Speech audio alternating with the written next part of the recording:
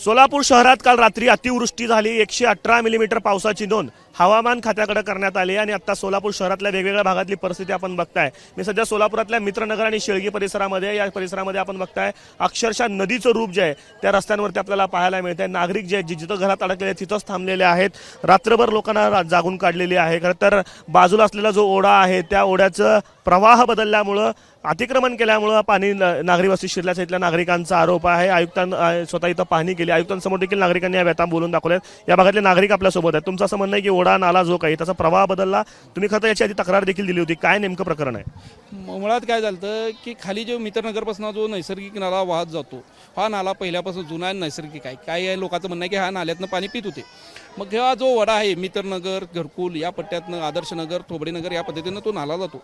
त्या नाल्याच्या दैठणे परिसरात आणि शेळगी परिसरात एक थोबडेनगर आहे, तो एक बिल्डरांनी काय केली, जो नाला आहे ना तो बंदिस्त केला। जो नैसर्गिक स्कोप न ठेवता बंदिस्त करून तो नाला पूर्णपणे अतिक्रमण करून बुजवला। आम्ही या संदर्भात तक्रार आयुक्ताला दिली होती महिन्याखाली की बाबा या अशा शेत जर तिथं ऑलरेडी ह्याच्या अगोदर बी 4 वर्षाखाली लोकांच्या घरात पाणी शिरलेलं होतं। जर तो नाल्यातनं प्रवाह वरचा येणारा प्रवाह जर पास नाही झाला तर याचा प्रवाहाचा पाणी ह्या लोकांच्या घरात शिरून लोकांचं पूर्णपणे जीवनावश्यक वस्तू आणि संसार रस्त्यावर येईल। या निमित्ताने आम्ही त्यांना आयुक्तांना एक महिन्याखाली अधिकाऱ्याला आम्ही अर्ज दिला होता। त्या संदर्भात इथले नगरसेवक असतील किरण मालक देशमुख किंवा नारायण सर यांनी बी त्यांना पत्ररूपी व्यवहार केला, पण त्या आयुक्तांनी किंवा अधिकाऱ्यांनी या सर्वांना केराची टोपली दाखवून शेवटी त्यांचा भोगळ कारभार हिथं दाखवून दिलेला आहे। लोकांचं पाणी पूर्णपणे रस्त्यावर शिरलेलं आहे। तात्काळ कारवाई केली ही परिस्थिती आली नसते। म्हणजे नागरिक देखील आहे, ज्यांचं नुकसान झालंय ते लोक देखील आहेत। आता घरात काय परिस्थिती आहे, किती नुकसान झालं? सगळं पाणी भरलंय, फ्रीज पूर्ण भरलं, फ्रीज पाण्यावर तिराळलेत। तिथं घरामध्ये पूर्ण कापडे बिपडे सगळे कच्चे झालेत। रात्रभर अशीच परिस्थिती होती? रस्ते असंच परिस्थिती होते, बाहेर थांबले येऊन। घरात कोण कोण असतं आणि रात्र कशी काढावी लागली? सगळं पोरं आहेत, बायको आहेत, सगळेजण पाणीमध्ये विकले। चला तुम्हाला दाखवते, इथं समोर आहे घर, असलं पुरं पाणीमध्ये आहे सगळं। आता काय परिस्थिती काय परिस्थिती आहे का मला सांगा? अवस्था काय आहे घराची आता? क्या ना घर में पानी घुसे, बहुत घुसे, रात भर घुसे रहते।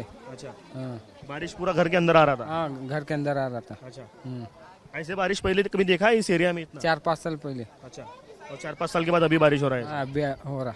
अच्छा, हे सगळे या भागातले स्थानिक नागरिक आहेत। आपण या ठिकाणी बघताय अनेक जे गल्ली बोळ आहेत ते पूर्णपणे पाण्यात गेलेले आहेत। महिला ज्या आहेत त्या पूर्णपणे या ठिकाणी थांबून आहेत आणि नागरिक आता जर आपण परिस्थिती बघितली, माझी जर अवस्था बघितली तर गुडघ्याच्या पेक्षा वरती पाणी जे आहे ते या ठिकाणी आपल्याला पाहायला मिळतं आहे। स्वतः आयुक्त डॉक्टर सचिन ओंबासे यांनी या भागात येऊन पाहणी केलेली आहे आणि अनेकांच्या घरात पाणी शिरलेलं आहे। तरी काय रात्रीची परिस्थिती आणि किती पाऊस या ठिकाणी झालेला आहे? 11 वाजता चालू झालेला आहे, 3 वाजता पाणी आत घरात घुसलेलं आहे। 3 वाजता रातभर उठून बसलेला आहे, रातभर असंच बसला जागा रात्रभर असंच जागून काढायला लागेल? असंच बसलेलं आहे। आमच्या घर पूर्ण पाण्यात आहे सध्याला। आमच्या लेकरा बाळा घेऊन बसला आम्ही तिथं। 3 वाजता पाणी आत घुसलेलं आहे पूर्ण। घर तुमचं कुठं आहे? तिथं पुढं आमच्या घर घरावर जाता येऊ शकते आता? शकते, चला तिकडे पूर्ण पाणी, घरातच पाणी आमच्या सध्याला।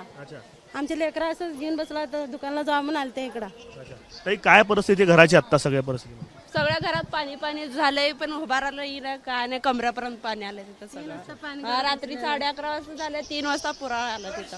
घरातून रात्रीच बाहेर पडलेत सगळे? हो, बाहेर बसलेला आता कुठं जायचं रात्रभर? भीतीदायक पाऊस म्हणायला गेला सगळा? हा, अचानकच झाले पाणी आलेले सगळं तिकडं। या सगळ्या नागरिकांची अवस्था आहे। आपण जर ही पूर्ण वस्ती पाहिली तर पूर्णच्या पूर्ण म्हणजे अगदी या फ्लोमध्ये चालत जात असताना भीती वाटावी अशा पद्धतीची परिस्थिती जी आहे ती या ठिकाणी आपल्याला पाहायला मिळते।